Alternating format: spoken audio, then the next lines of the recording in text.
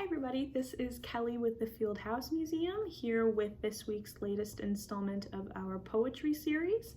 So last week Kara read you guys a couple of poems that focused on Eugene Field's love of books. So I figured I'd follow this week in a similar trend and focus on another of Eugene Field's loves, which was traveling. So I'm actually going to be reading two poems from the same series that Kara read from last week. It's a 12-part series. This is volume 3 in the series. This one is called The Second Book of Verse. So again, this is a series of Eugene's work that was published after he passed away. It was published by his wife, Julia Field, in 1896.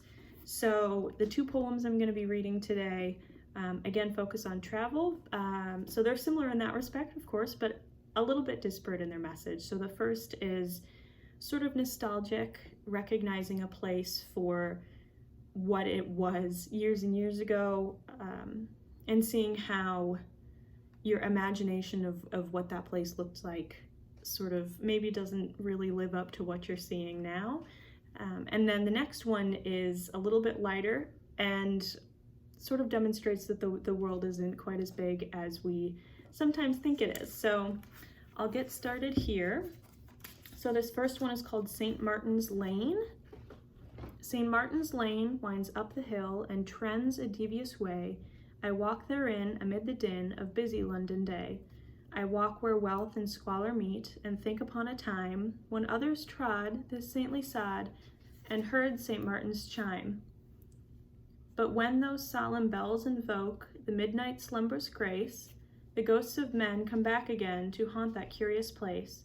The ghosts of sages, poets, wits come back in goodly train, and all night long with mirth and song they walk St. Martin's Lane. There is Gerald paired with Thackeray, Maginn and Thomas More, and here and there and everywhere Froissartians by the score. And one wee ghost that climbs the hill is welcomed with a shout. No king could be revered as he, the Padre, Father Prout. They banter up and down the street and clamor at the door of yonder inn, which once has been the scene of mirth galore. 'Tis now a lonely musty shell, deserted like to fall, and echo mocks their ghostly knocks, and iterates their call. Come back, thou ghost of ruddy host, from Pluto's misty shore, renew tonight the king delight of bygone years once more. Brew for this merry motley horde, and serve the steaming cheer, and grant that I may lurk hard by to see the mirth and hear. Ah me, I dream what things may seem to others childish vain, and yet at night 'tis my delight to walk St. Martin's Lane. For in the light of other days I walk with those I love, and all the time St. Martin's chime makes piteous moan above. So,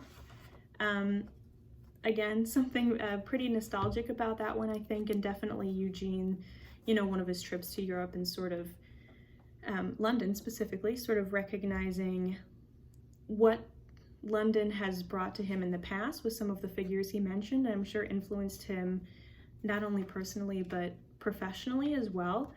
So something very nostalgic and a little bit serious about that one as well, which is not quite the case for this next one. This one is called In Amsterdam, again from that same volume 3, Second Book of Verse.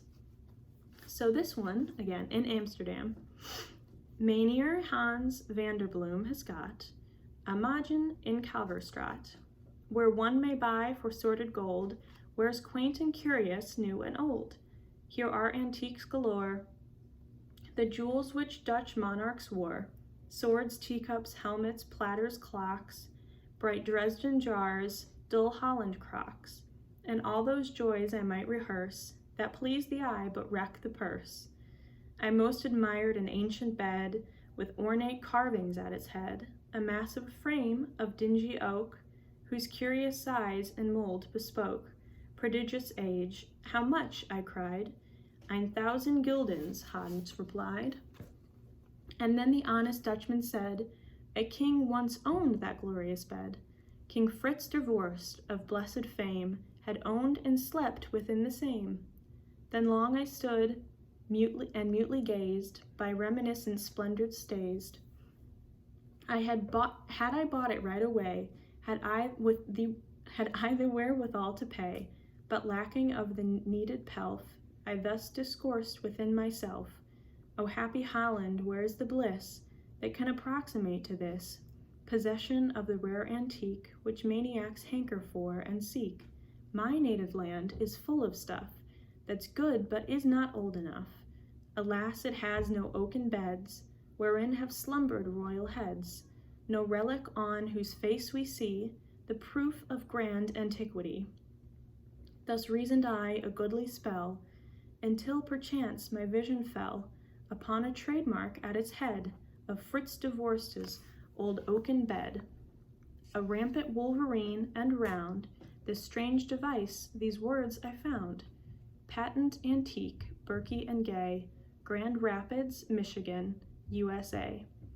At present I'm not saying much about the simple, guileless Dutch, and as it were a loathsome spot, I keep away from Calverstraat, determined when I want a bed in which has slept a royal head, I'll patronize no middleman, but deal direct with Michigan.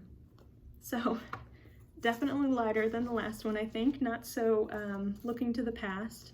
And that one actually, I think, sort of mentions another of Eugene's loves, which was antiques, very cool furniture, which we're happy to have a lot of in the museum and the historic house, and shopping as well. So definitely very Eugene in that last one, shows his lighter side, which I love. But that will wrap up this week's installment of our poetry series. Again, as mentioned last week by Kara, we do have this series of Eugene's works available on our online store. We have all 12 works or volumes in the series, so if you're interested, please go ahead and check that out. But we hope to see you next week when another staff member or friend of the museum will continue the series and read some more of Eugene's works for you guys. In the meantime, thanks again for tuning in, and we hope to see you next week.